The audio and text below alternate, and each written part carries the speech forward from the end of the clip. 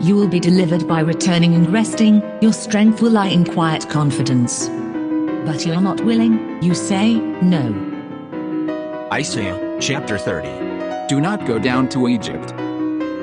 The rebellious children are as good as dead, says the Lord, those who make plans without consulting me, who form alliances without consulting my spirit, and thereby compound their sin. Isaiah 30. Do not go down to Egypt. Christian Standard Bible. Do not go down to Egypt. This is the Lord's declaration. They carry out a plan, but not mine, they make an alliance, but against my will. Piling sin on top of sin. Without asking my advice, they set out to go down to Egypt in order to seek shelter under Pharaoh's protection and take refuge in Egypt's shadow. They travel down to Egypt without seeking my will, seeking Pharaoh's protection, and looking for safety in Egypt's protective shade. But Pharaoh's protection will bring you nothing but shame, and the safety of Egypt's protective shade nothing but humiliation. But Pharaoh's protection will become your shame, and refuge in Egypt's shadow your humiliation. Though his officials are in Zoan and his messengers arrive at Hanes, all will be put to shame because of a nation that cannot help them, who cannot give them aid or help, but only shame and disgrace. This is a message about the animals in the Negev. For though his princes are at Zoan and his messengers reach as far as Hanes, everyone will be ashamed because of a people who can't help. They are of no benefit, they are no help, they are good for nothing but shame and disgrace. A pronouncement concerning the animals of the Negev. This is a message about the animals in the Negev. Through a land of distress and danger, inhabited by lionesses and roaring lions, by snakes and darting adders, they transport their wealth on the backs of donkeys, their riches on the humps of camels, to a nation that cannot help them. Egypt is totally incapable of helping.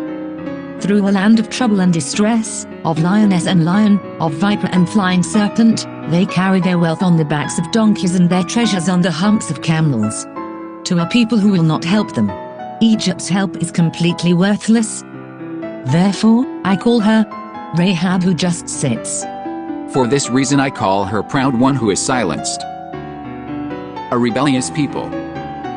Now go, write it down on a tablet in the presence, inscribe it on a scroll, so that it might be preserved for a future time as an enduring witness. For these are rebellious people, they are lying children, children unwilling to obey the Lord's law. They say to the visionaries, see no more visions, and to the seers, don't relate messages to us about what is right. Tell us nice things, relate deceptive messages. A rebellious people. Go now, write it on a tablet in their presence and inscribe it on a scroll. It will be for the future, forever and ever. They are a rebellious people, deceptive children, children who do not want to listen to the Lord's instruction. They say to the seers, do not see, and to the prophets, do not prophesy the truth to us. Tell us flattering things, prophesy illusions. Get out of the way. Tell us nice things, relate deceptive messages. Turn aside from the way, stray off the path. Remove from our presence the Holy One of Israel. Get out of the way, leave the pathway. Rid us of the Holy One of Israel. Therefore the Holy One of Israel says, because you have rejected this message and have trusted in oppression and deceit, and have depended on them, this iniquity of yours will be like a crumbling gap. A bulge in a high wall whose collapse will come in an instant, suddenly. For this reason this is what the Holy One of Israel says. You have rejected this message, you trust instead in your ability to oppress and trick, and rely on that kind of behavior. So this sin will become your downfall. You will be like a high wall that bulges and cracks and is ready to collapse. It crumbles suddenly, in a flash. Its collapse will be like the shattering of a potter's jar, crushed to pieces. It shatters in pieces like a clay jar, so shattered to bits that none of it can be salvaged. Among its fragments one cannot find a shard large enough to scoop a hot coal from a fire or to skim off water from a cistern. So that not even a fragment of pottery will be found among its shattered remains. No fragment large enough to take fire from a hearth or scoop water from a cistern. For the Lord God, the Holy One of Israel, has said, you will be delivered by returning and resting. Your strength will lie in quiet confidence. For this is what the Master, The Lord, the Holy One of Israel says, if you repented and patiently waited for me, you would be delivered. If you calmly trusted in me, you would find strength. But you are unwilling. You say, no, we will flee on horses. So you will indeed flee. You will be delivered by returning and resting, your strength will lie in quiet confidence. But you are not willing, you say, no, we will escape on horses. Therefore you will escape, and we will ride on fast horses. But those who pursue you will be faster. You say, we will ride on fast horses. So your pursuers will be fast. 1,000 will scurry at the battle cry of one enemy soldier. At the battle cry of 5 enemy soldiers you will all run away. Until the remaining few are as isolated as a flagpole on a mountaintop or a signal flag on a hill.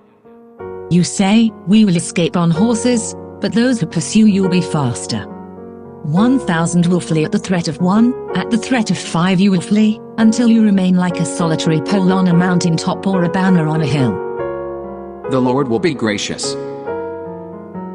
For this reason the Lord is ready to show you mercy, he sits on his throne, ready to have compassion on you. Indeed, the Lord is a just God. All who wait for him in faith will be blessed. The Lord will be gracious.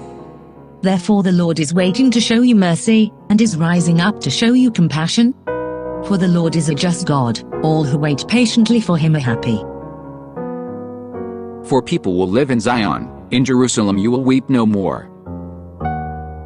When he hears your cry of despair, he will indeed show you mercy. When he hears it, he will respond to you. The sovereign master will give you distress to eat and suffering to drink. But your teachers will no longer be hidden, your eyes will see them, you will hear a word spoken behind you, saying, this is the correct way, walk in it. For people will live on Zion in Jerusalem, you will never weep again, he will show favor to you at the sound of your outcry. As soon as he hears, he will answer you, the Lord will give you meager bread and water during oppression. But your teacher will not hide any longer. Your eyes will see your teacher, and whenever you turn to the right or to the left, your ears will hear this command behind you. This is the way, walk in it. Whether you are heading to the right or the left, you will desecrate your silver-plated idols and your gold-plated images. You will throw them away as if they were a menstrual rag, saying to them, get out. Then you will defile your silver-plated idols and your gold-plated images. You will throw them away like menstrual cloths, and call them filth. Then he will send rain for your seed that you have sown in the ground, and the food, the produce of the ground, will be rich and plentiful. He will water the seed you plant in the ground, and the ground will produce crops in abundance. At that time your cattle will graze in wide pastures. The oxen and donkeys used in plowing will eat seasoned feed winnowed with a shovel and pitchfork. On every high mountain and every high hill there will be streams flowing with water. On that day your cattle will graze in open pastures, the oxen and donkeys that work the ground will eat salted fodder scattered with winnowing shovel and fork. Streams flowing with water will be on every high mountain and every raised hill on the day of great slaughter when the towers fall. At the time of great slaughter when the fortified towers collapse. The light of the full moon will be like the sun's glare, and the sun's glare will be 7 times brighter, like the light of 7 days. When the Lord binds up his people's fractured bones and heals their severe wound. The moonlight will be as bright as the sunlight, and the sunlight will be 7 times brighter, like the light of 7 days, on the day that the Lord bandages his people's injuries and heals the wounds he inflicted. Look, the name of the Lord comes from a distant place in raging anger and awesome splendor. He speaks angrily and his word is like destructive fire. His battle cry overwhelms like a flooding river that reaches one's neck. He shakes the nations in a sieve that isolates the chaff. He puts a bit into the mouth of the nations and leads them to destruction. Look there, the Lord is coming from far away, his anger burning and heavy with smoke. His lips are full of fury, and his tongue is like a consuming fire. His breath is like an overflowing torrent that rises to the neck. He comes to sift the nations in a sieve of destruction and to put a bridle on the jaws of the peoples to lead them astray. You will sing as you do in the evening when you are celebrating a festival. You will be happy like one who plays a flute as he goes to the mountain of the Lord, the rock who shelters Israel.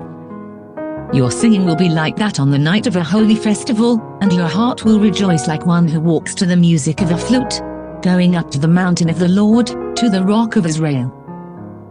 The Lord will give a mighty shout and intervene in power, with furious anger and flaming, destructive fire, with a driving rainstorm and hailstones. Indeed, the Lord's shout will shatter Assyria, he will beat them with a club.